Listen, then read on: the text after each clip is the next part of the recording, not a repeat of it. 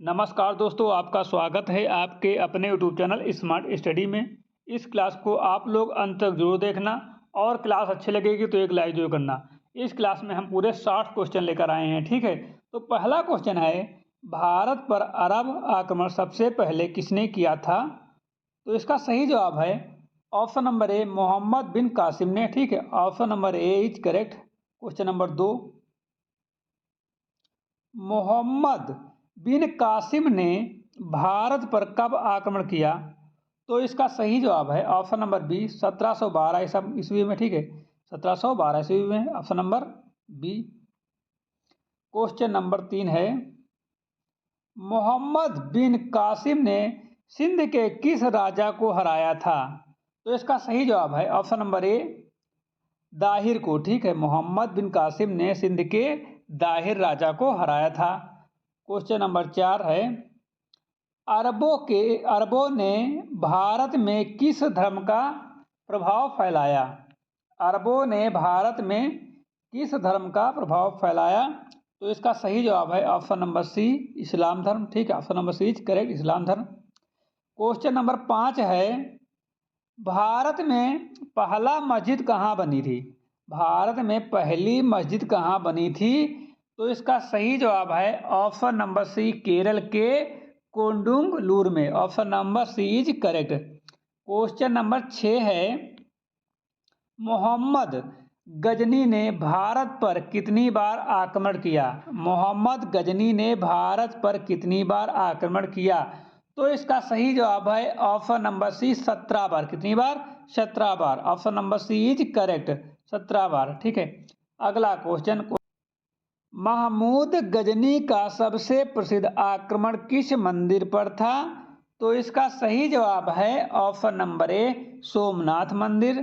Question number 8 है, महमूद गजनी ने भारत पर पहला आक्रमण कब किया? तो इसका सही जवाब है ऑप्शन नंबर बी, 1001 ईस्वी में। Option number B is correct. Question number 9 है, सोमनाथ मंदिर पर आक्रमण कब हुआ? सोमनाथ मंदिर पर आक्रमण कब हुआ? तो इसका सही जवाब है ऑप्शन नंबर सी, 1025 ईस्वी में। क्वेश्चन नंबर 10 है, सोमनाथ मंदिर किस राज्य में स्थित था?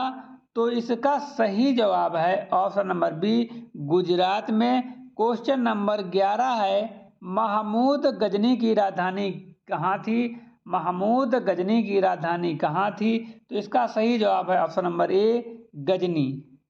क्वेश्चन नंबर 12 है, अल-बरूनी किसके साथ भारत आया था? अल-बरूनी किसके साथ भारत आया था?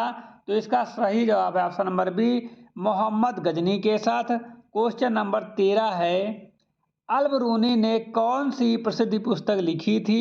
तो इसका सही जवाब है Kitabul Hind, Kitabul Hind. Option number B is correct. Question number 14 है, किताबुल हिंद में किसका वर्णन है? तो इसका सही जवाब है भारत की सामाजिक और आर्थिक व्यवस्था। Option number A is correct. Question number 15 है, महमूद गजनी की मृत्यु कब हुई? महमूद गजनी की मृत्यु कब हुई? तो इसका सही जवाब है ऑप्शन नंबर सी, 1030 ईस्वी में। क्वेश्चन नंबर 16 है, भारत पर तुर्क आक्रमण का वास्तविक संस्थापक कौन माना जाता है? तो इसका सही जवाब है Mohammad Ghori. Option number B is correct. Question number 17 है, मोहम्मद गौरी ने भारत पर कितनी बार आक्रमण किया? मोहम्मद गौरी ने भारत पर कितनी बार आक्रमण किया? तो इसका सही जवाब है ऑप्शन नंबर बी, 10 बार, ठीक है। 10 बार आक्रमण किया। और क्वेश्चन नंबर 18 है, मोहम्मद गौरी का पहला आक्रमण भारत में कब हुआ? मोहम्मद गौरी का भारत पर पहला आक्रमण कब हुआ? तो इसका सही जवाब है ऑप्शन नंबर ए, 1175 में। Option number A is correct. Question number 19 है, 1178 में गौरी को किसने हराया था? 1178 में गौरी को किसने हराया था? तो इसका सही जवाब है ऑप्शन नंबर ए, भीमदेव ने, ठीक है। किसने? भीमदेव ने, अनहिल वाड़ ने, ठीक है। ऑप्शन नंबर ए, भीमदेव। क्वेश्चन नंबर 20 है, गौरी ने किस लड़ाई में जयपाल को हराया? गौरी ने किस लड़ाई में जयपाल को हराया? तो इसका सही जवाब है ऑप्शन नंबर सी, भटिंडा का युद्ध में। ठीक है, भटिंडा का युद्ध में।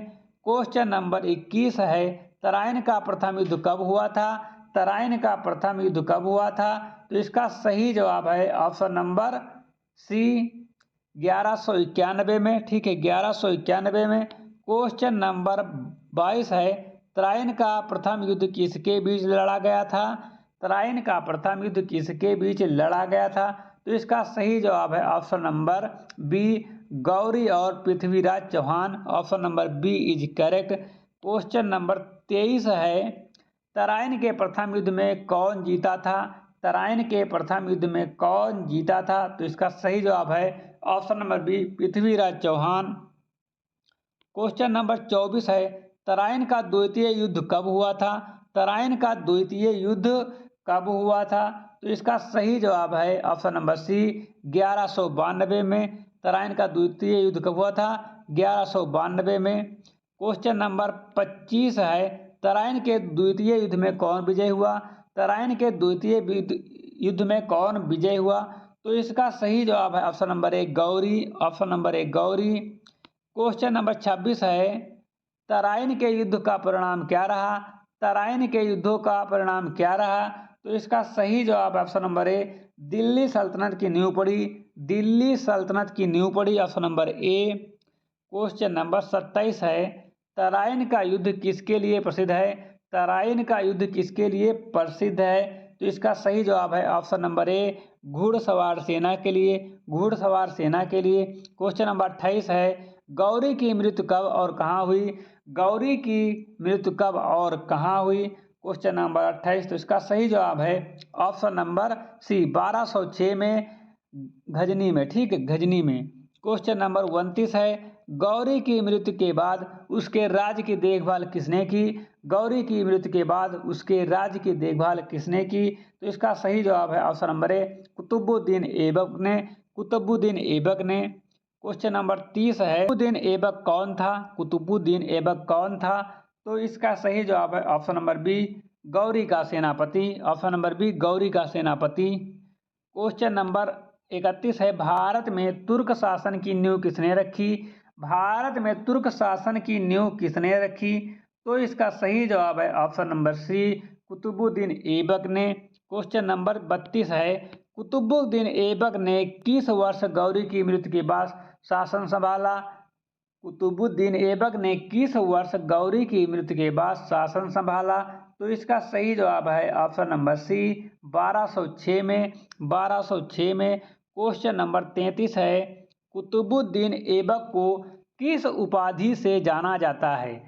कुतुबुद्दीन ऐबक को किस उपाधि से जाना जाता है? क्वेश्चन नंबर 33 का सही जवाब है option number A, lakh Bakhsh. Option number A is correct, lakh बख्श।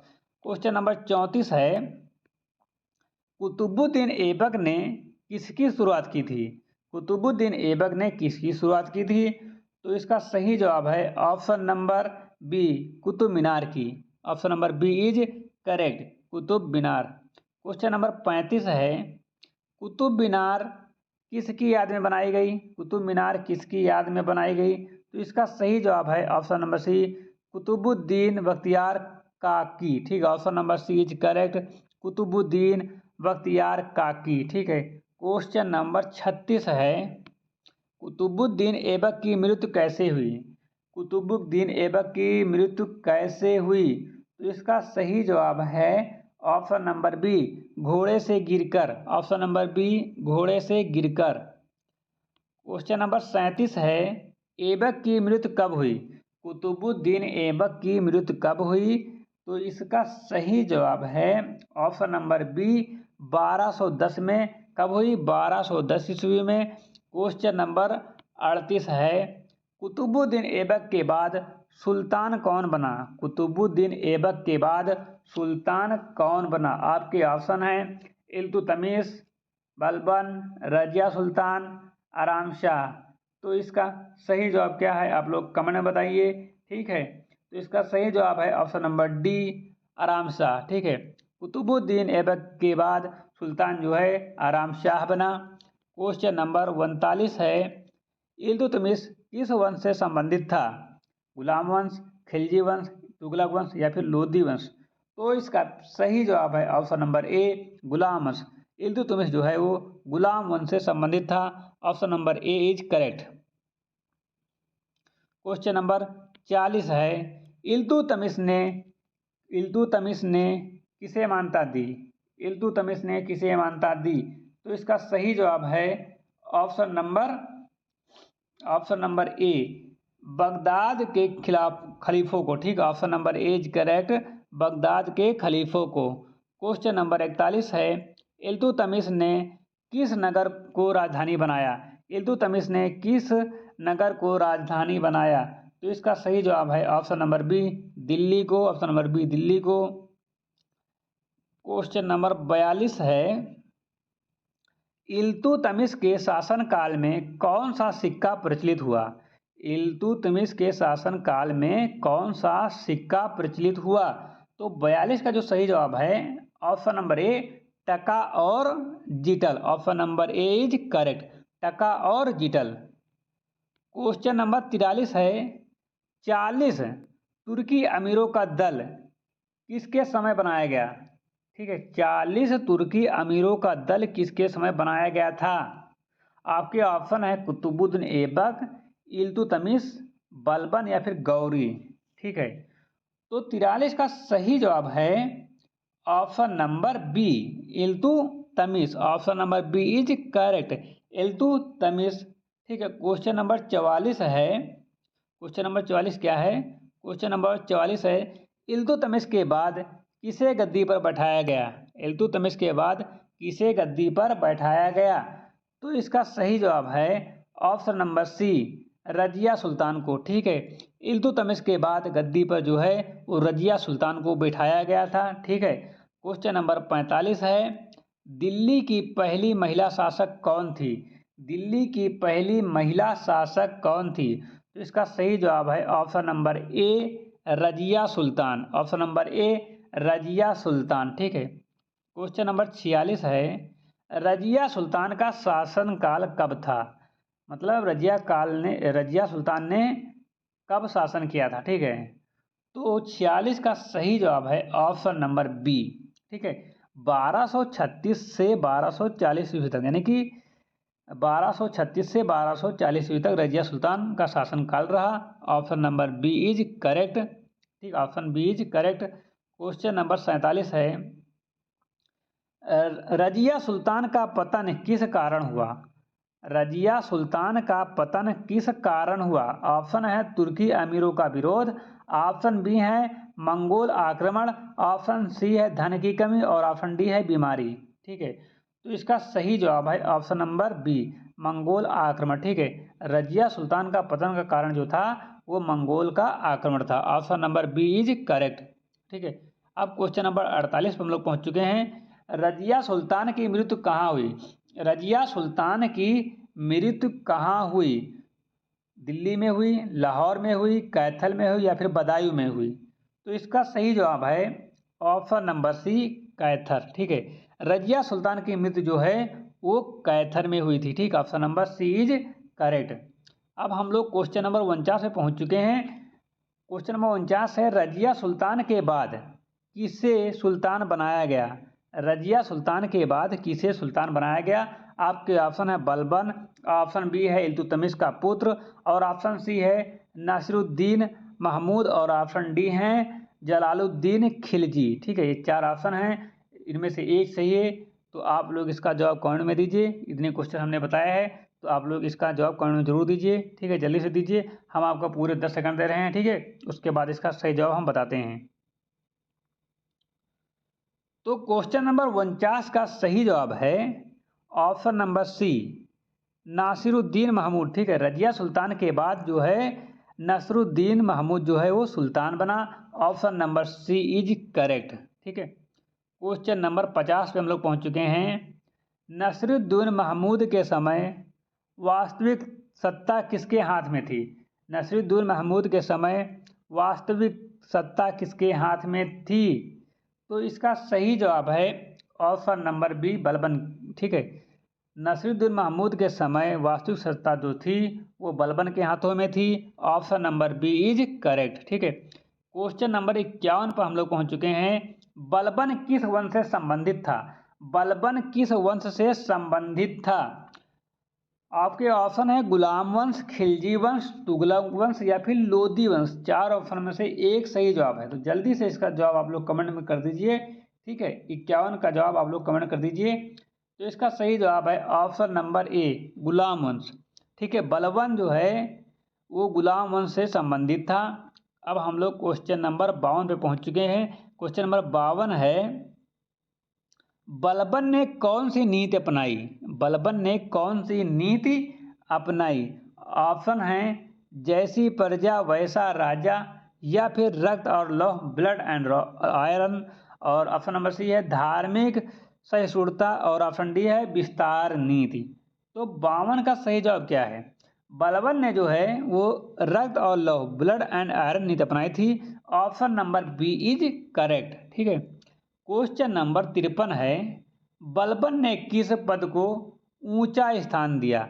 बलबन ने किस पद को ऊंचा स्थान दिया? आपके ऑप्शन है प्रधानमंत्री, ऑप्शन बी है सुल्तान, ऑप्शन सी है प्रधानमंत्री और सेनापति दोनों, और ऑप्शन डी है सेनापति। ठीक है, तो 53 का सही जवाब है ऑप्शन नंबर बी सुल्तान। ठीक है, बलबन ने सुल्तान का जो पद है उसको ऊंचा बताया, ऑप्शन नंबर बी। ठीक है, बलबन ने जो है सुल्तान को ऊंचा पद दिया, option number B is correct. Question number 54 पे हम लोग पहुंच चुके हैं। बलबन ने मंगोल आक्रमण से बचाव हेतु किसे मजबूत किया? बलबन ने मंगोल आक्रमण से बचाव हेतु किसे मजबूत किया? किला को, या फिर सेना को, या प्रशासन को, या फिर खजाना को? तो इसका सही जवाब है 54 का सही जवाब है ऑप्शन नंबर बी सेना। ठीक है, बलबन ने मंगोल आक्रमण से बचाव हेतु सेना को मजबूत किया। ठीक है, किसको मजबूत किया? सेना को। क्वेश्चन नंबर 55 तक हम लोग पहुंच चुके हैं। बलबन की मृत्यु कब हुई? बलबन की मृत्यु कब हुई? आपके ऑप्शन हैं 1280, 1285, 1290 या फिर 1295। ठीक है, तो इसका सही जवाब आप लोग जल्दी से बताइए, 55 का सही जवाब बताइए। तो बलबन की मृत्यु जो हुई थी वो हुई थी 1285 ईस्वी में। Option number B is correct, 1285। ठीक है, क्वेश्चन नंबर 56 पर हम लोग पहुंच चुके हैं। बलबन के बाद दिल्ली का सुल्तान कौन बना? बलबन के बाद दिल्ली का सुल्तान कौन बना? ऑप्शन है कैकूबाद, ऑप्शन बी है खिलजी, ऑप्शन सी है गौरी, और ऑप्शन डी है इल्तुतमिश। ठीक है, बलबन के बाद दिल्ली का सुल्तान कौन बना? तो इसका सही जवाब है ऑप्शन नंबर ए कैकूबाद। ठीक है, बलबन के बाद दिल्ली का सुल्तान जो है वो कैकूबाद बना, तो option number A is correct. हम लोग क्वेश्चन नंबर 57 तक पहुंच चुके हैं। 57वां क्वेश्चन हमारा है, अरबों का भारत पर स्थायी प्रभाव किस क्षेत्र में पड़ा? अरबों का भारत पर स्थायी प्रभाव किस क्षेत्र में पड़ा? आपके ऑप्शन है प्रशासन, धर्म, कला व स्थापत्य, और ऑप्शन डी है शिक्षा और संस्कृति। तो इसका सही जवाब है ऑप्शन नंबर डी शिक्षा और संस्कृति। ठीक है, अरबों का भारत पर स्थायी प्रभाव जो है वो शिक्षा और संस्कृति क्षेत्र पर पड़ा, option number D is correct. अब हम लोग पहुंच चुके हैं क्वेश्चन नंबर 58 पर। क्वेश्चन नंबर 58 है, तुर्कों के भारत आने से, तुर्कों के भारत आने से किस शासन की नींव पड़ी? ऑप्शन है मौर्य शासन, दिल्ली सल्तनत, मुगल शासन, या फिर मराठा शासन। ठीक है, तुर्कों के भारत आने से किस शासन की नींव पड़ी? तो इसका सही जवाब है ऑप्शन नंबर बी दिल्ली सल्तनत। ठीक है, तुर्कों के भारत आने से दिल्ली सल्तनत की नींव पड़ी, option number B is correct. ठीक है, दिल्ली सल्तनत। अब हम लोग पहुंच चुके हैं क्वेश्चन नंबर 59 पर। क्वेश्चन नंबर 59 है, महमूद गजनी और महमूद गजनी और मोहम्मद गौरी में क्या अंतर था? ठीक है, महमूद गजनी और मोहम्मद गौरी में क्या अंतर था? आपके ऑप्शन हैं, गजनी केवल लूटपाट करता था, गौरी शासन स्थापित करना चाहता था। ऑप्शन नंबर बी है गौरी केवल लूटपाट करता था, गजनी शासन स्थापित करना चाहता था। ऑप्शन सी है दोनों ने केवल लूटपाट की। और ऑप्शन नंबर डी है दोनों ने शासन स्थापित किया। इनमें से कोई एक जवाब सही है, उसका जवाब आप लोग कमेंट कर सकते हैं। ठीक है, तो इसका सही जवाब है ऑप्शन नंबर ए, गजनी केवल लूटपाट करता था। क्या करता था? केवल लूटपाट करता था, गौरी शासन स्थापित करता था। ठीक है, करना चाहता था, मतलब शासन स्थापित करना चाहता था। तो इसका सही जवाब है option number A is correct. ठीक है, 62 का option number A is correct. अब हम लोग पहुंच चुके हैं आज के आखिरी क्वेश्चन नंबर 60 पर। अरब एवं तुर्क आक्रमण का सबसे बड़ा परिमाण क्या रहा? अरब एवं तुर्क आक्रमण का सबसे बड़ा परिमाण क्या रहा? तो इसके ऑप्शन है भारत का विखंडन, ऑप्शन बी है दिल्ली सल्तनत की स्थापना, ऑप्शन डी इस्लाम धर्म का प्रसार और ऑप्शन डी है उपरोक्त सभी। तो इसका सही जवाब है ऑप्शन नंबर डी, उपरोक्त सभी। अरबों एवं तुर्क आक्रमण का सबसे बड़ा परिमाण रहा भारत का विखंडन हो गया, दिल्ली सल्तनत की स्थापना हो गई, इस्लाम धर्म का प्रसार हो गया। अर्थात ये तीनों हो गए, तो इसका सही जवाब हो जाएगा ऑप्शन नंबर डी, उपरोक्त सभी। ठीक है, option number D is correct, उपरोक्त सभी। ठीक है, तो इसी के साथ यह क्लास समाप्त होती है। यदि आपको क्लास अच्छी लगी हो तो लाइक करना, चैनल पर नए हो तो सब्सक्राइब करना, वीडियो को ज़्यादा से ज़्यादा शेयर करना, ताकि इस वीडियो का बेनिफिट आपके दोस्त भी ले सकें और एग्जाम में अच्छा परफॉर्मेंस कर सकें।